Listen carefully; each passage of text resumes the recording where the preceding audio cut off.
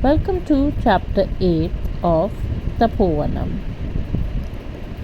Sri Sathya Sai Baba. This play is his. The role is his. The lines are written by him. He directs, he designs. The dress and decoration, the gesture, the tone, the entrance and the exit. You have to act the part, receive his approbation when the curtain falls. Baba. The five elements, Panchabhutas, earth, water, light, air, and space, are in the total control of Sri Sathya Sai Baba. We will be able to appreciate the veracity of this statement from a few incidents. Rescue from fire. One day Baba developed a high temperature all of a sudden. It was 104.5 degree Fahrenheit. Devotees were all perturbed, but happily for them, the temperature came down to 99 degree Fahrenheit within 5 minutes or so.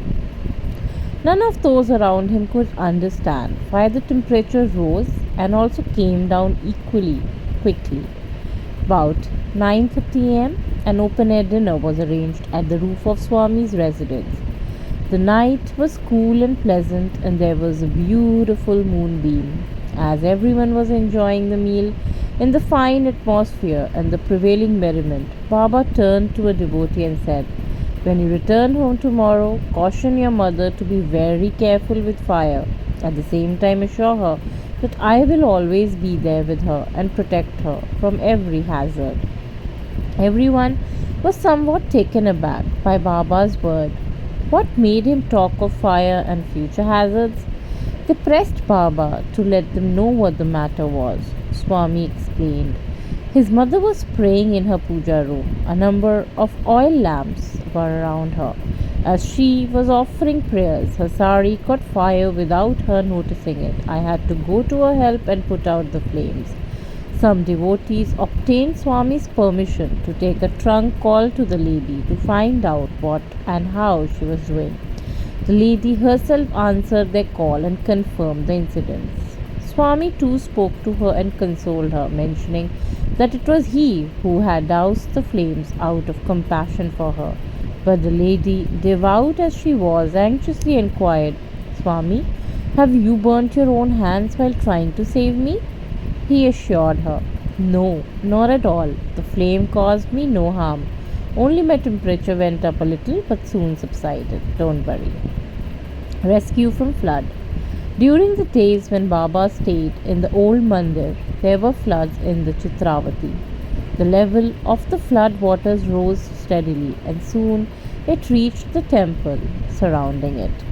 The situation was quite grim, as the water threatened to enter the temple in a few minutes and inundate everything. Baba walked into the waters and said, "That's enough, go back now." Suddenly, the flood began to recede. As described earlier, when for the first time the week-long Veda Purusha Saptaha Jnana Yagnam was performed, devotees thronged the Prashanti Nilayam in thousands. Just when the valedictory offering, or the Purna Ahuti to Agni, the fire god, was about to commence, the sky became overcast.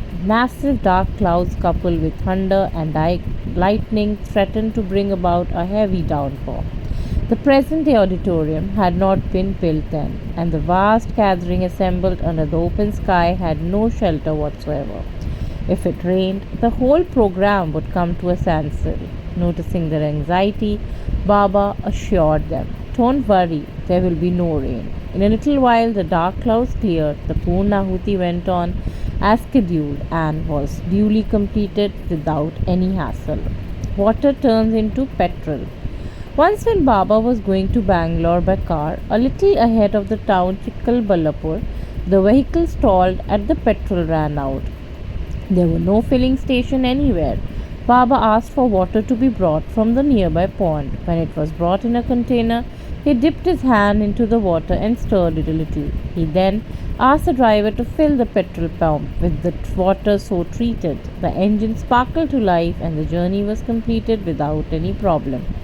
Baba, accompanied by a group of devotees, visited Aurangabad and Ellora in Maharashtra and was proceeding by car to Hyderabad in Andhra Pradesh. On the way, the car stopped for want of fuel. At that time, petrol dealers were on a statewide agitation and went on strike, and there was no way to replenish the tank.